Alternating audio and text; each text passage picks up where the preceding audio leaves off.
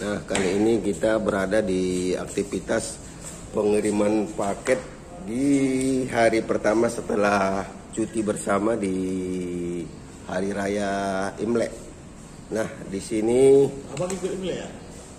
Bukan ikut Imlek maksudnya. Kan kita menghargain yang namanya bernegara. Pak Jigit, ini udah lama nampaknya nggak saling bertegur sapa nih.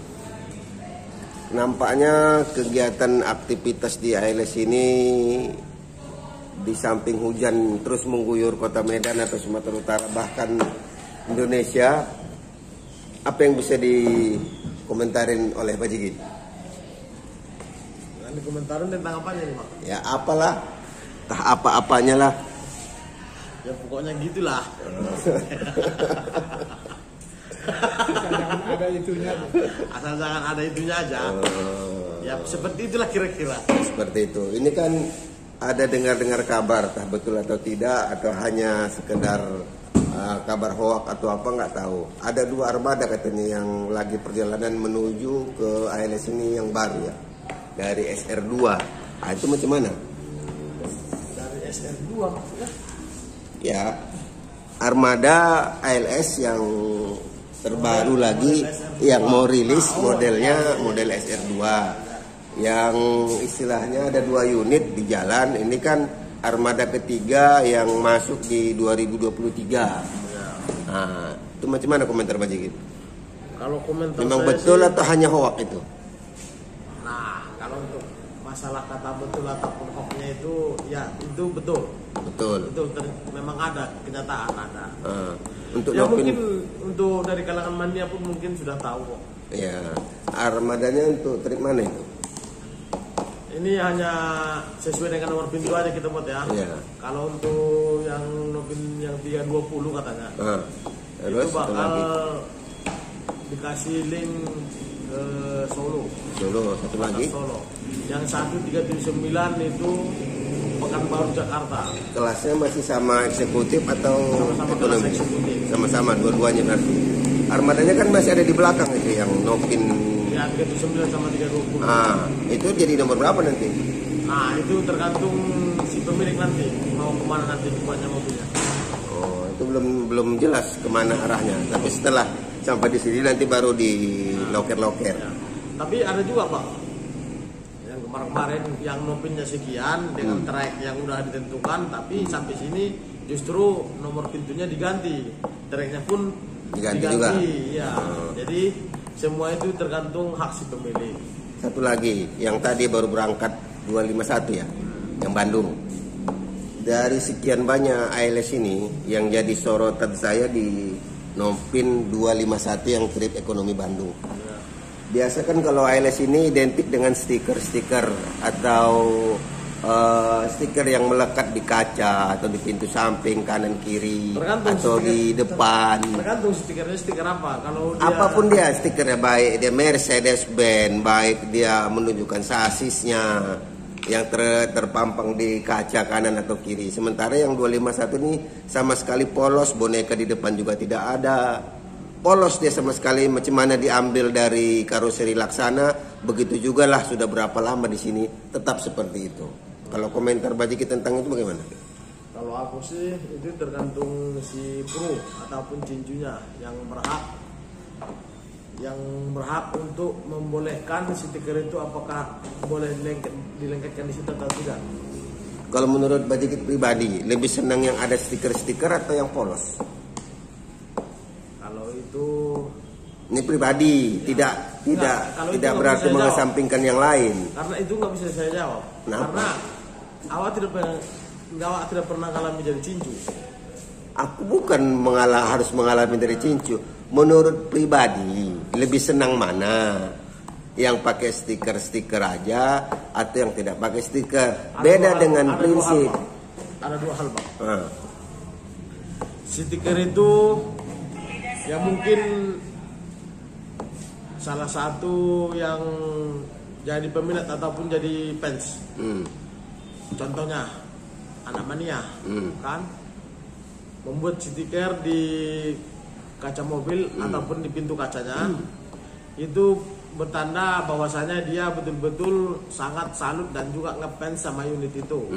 Nah, dan yang kedua, ataupun stiker untuk YouTube yang punya channel masing-masing. Ya, saya sendiri juga ada tempelan saya juga di bus. Dan yang kedua, stiker itu memang dibuat oleh tukang stiker dengan model variasi dan juga model yang berbeda dan yang unik lah istilahnya ya kan, yang membuat bisa terpandang untuk lebih bagus, bisa membuat pandangan untuk bagus.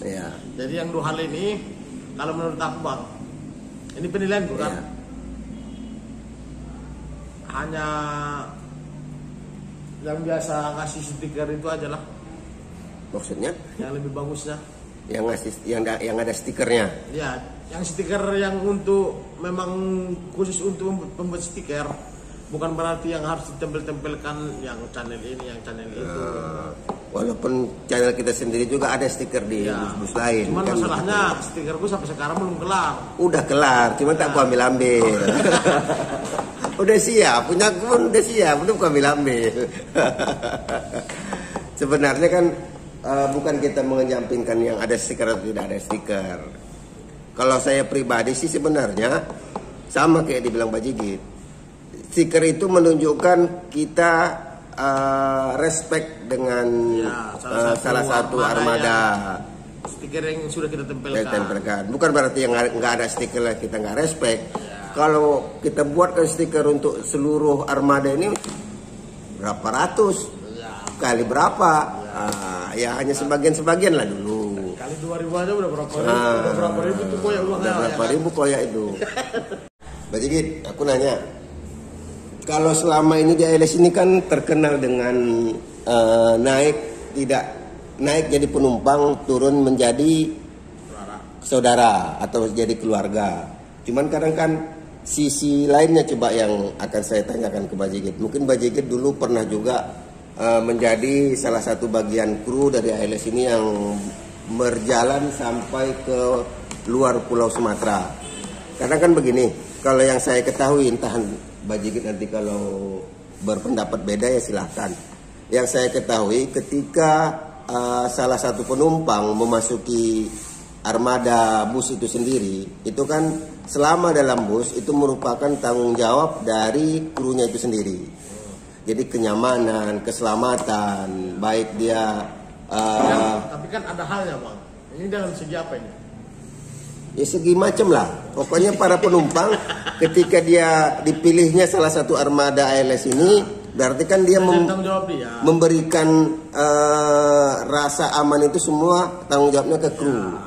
Sementara kadang kru juga menerima itu dengan senang hati, merasa bertanggung jawab bahwasannya terhadap kru, terhadap para penumpangnya ini wajib dijaganya sedemikian rupa. Cuma terkadang kan dalam menjaga keamanan para penumpang tersebut kan dia dibenturkan dengan situasi yang terkadang memojokkan atau terpojok sendiri para penumpang, para kru ini. Serius sekali bang dulu ngomong. Memang harus serius. Ya kan? Serius. Kadang kan terpojok sendiri, umpama seperti ini. Di rumah makan atau masuknya orang-orang yang di luar dari penumpang sendiri. Kadang cara mereka mungkin kurang sesuai menurut orang lain, atau mungkin mereka sudah capek, mereka sudah menjaga ini, tapi dibenturkan dengan situasi-situasi yang tidak menentu. Bagi sendiri ya mungkin. Contohnya bang begini. Ketika perjalanan sudah mulai jauh, sudah hampir ke kota Medan, taruhlah di Jambi. Singgah di terminal. Hah? Enggak, Jambi. Singgah di terminal. Sampai di terminal kan biasa banyak orang yang mencari nafkah seperti pedagang asongan. Masuk ke dalam bus. Sementara kan di bus itu dilihat krunya, penumpang ini lagi istirahat, ada yang tidur, ada yang lagi colokin HP di atas apanya itu. Sementara mereka sudah memberikan tanggung jawab penuh ke kru. Sementara kan pedagang ini atau cakapnya orang yang mencari nafkah ini dilarang, marah. Daripada yang mengenai ceritanya, mendingan ke intinya aja. Nah, itulah yang tadi. Ketika dihadapkan dengan situasi yang menyudutkan, itu sama menyudutkan kru. sementara kru bertanggung jawab kepada penumpangnya, dia dihadapkan dengan situasi yang tidak memihak kepada dia. Itu kalau menurut Pak Jiki sendiri bagaimana? Tentang siapa ini? Tentang asongan. Tentang kru, bukan pengadang asongan, tentang kru sendiri ketika dihadapkan dengan situasi yang tidak menentu atau di jalan dikompas orang. Iya, jadi begini Bang, situasi yang tidak menentu itu kan ada berbagai hal. Iya. Ini berbagai halnya, ini sebenarnya tujuannya berbagai hal seperti apa ini yang dimaksud Bang Dulu? Kejadian-kejadian yang banyak merugikan para penumpang atau di jalan ada yang nyetop, yang masuk dia nggak jelas. Kalau yang namanya merugikan penumpang itu kayaknya jarang terjadi tuh Bang. Jarang terjadi. Tapi kalau untuk mengganggu penumpang mungkin agak sering. Itulah maksud salah satu yang itu. Itu bagaimana?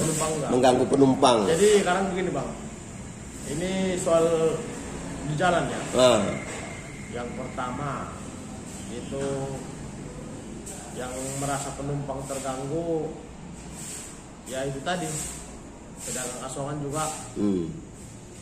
Ada juga salah satunya itu. Pernah saya alami ya.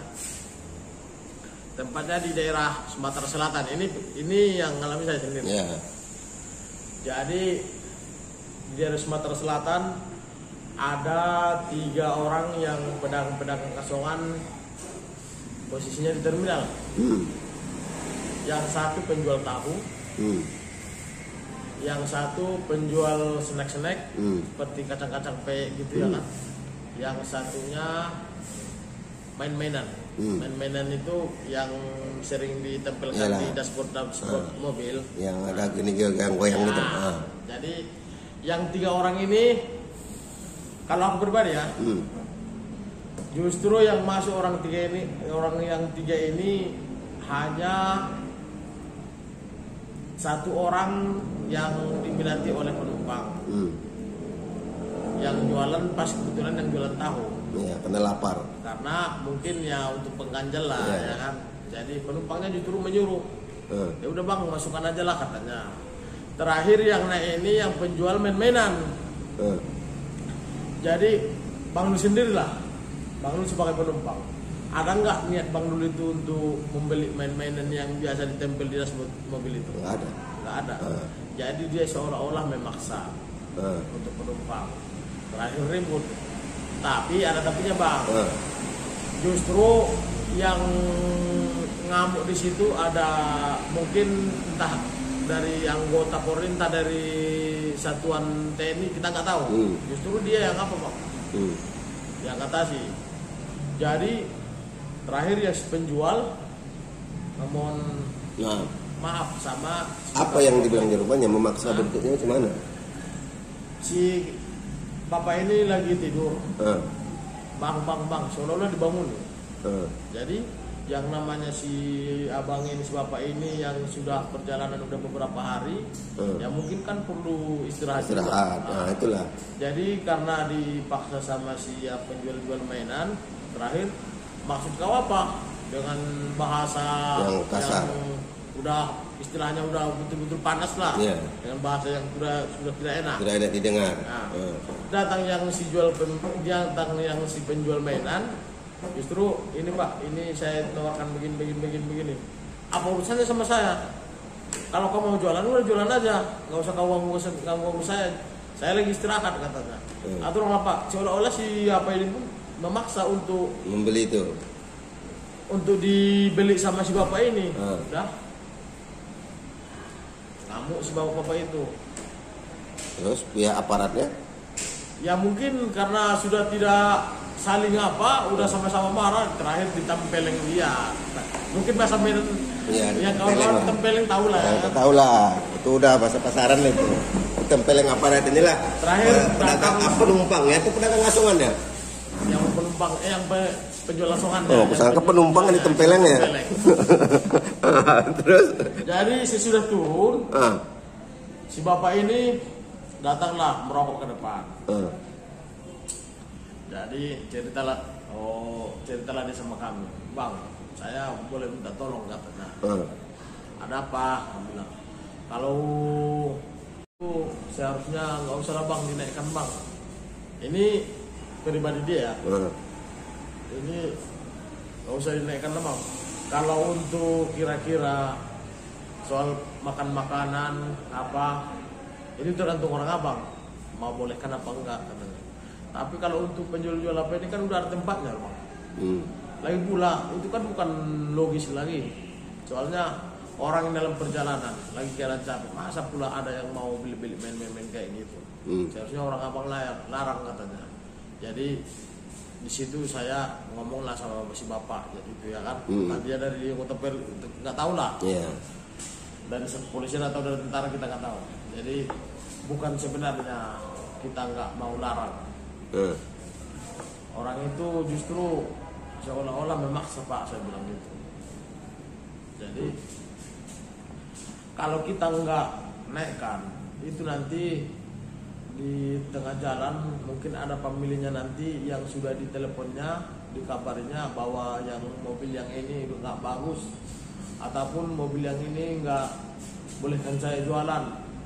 Jadi resikonya nanti bahkan nanti jadi resikonya di jalan nanti akibatnya mau nanti kena lempar kaca kita gitu ya, Pak.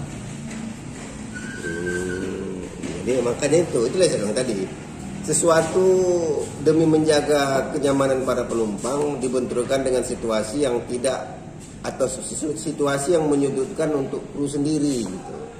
Sementara kru dia merasa bertanggung jawab kepada penumpang yang telah memilih armada dia untuk berjalan.